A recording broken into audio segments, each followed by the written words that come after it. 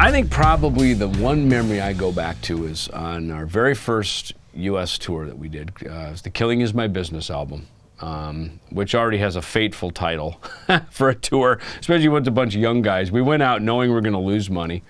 I had a credit card that my dad gave me when I moved to Minnesota, or moved from Minnesota to Los Angeles a couple years earlier, and I tried never to use it. I didn't want to wire home or call home for money. But on this tour, I had to use the card. We had, I think it was after our second show on the tour. Our first show, our drummer worked for BC Rich, Ellefson, and he was flying up from the NAMM show, which happened to be held in New Orleans, and his flight was late, and we were the support act, not the closing act. This other group, Exciter, was the closing act. And because he was late, we actually had to switch the very first night of the tour. They had to make the accommodation that they would play before us in order to make the thing work.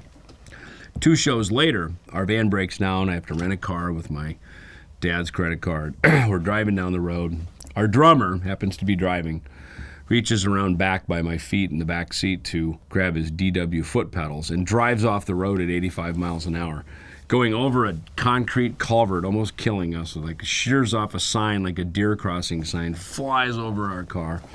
I thought we were dead. I mean, I think we all thought we were dead. Finally, the car comes to a stop. And I go up to the top of the road, and a semi-truck comes along, and he's like, man, you guys need some help. And he goes, I saw what happened there. You know, and no, obviously, you know, we're partying, as young rock bands would. It's like, yeah, the deer must have jumped out in front of us. And he's like, yeah, let me help you get out of the ditch. So he pulls us up, and we put the little spare tire on, you know, the one that you're supposed to drive 15 miles an hour for like 40 miles, and we still had 300 miles to Cleveland.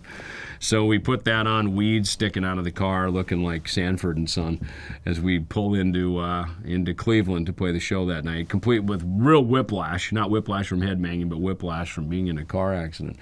And the show goes on. And we had to get a new van. I think we went through like 4 vans on that tour. Anything that could go wrong went wrong. I mean, the Killing Is My Business tour was definitely our Spinal Tap moment.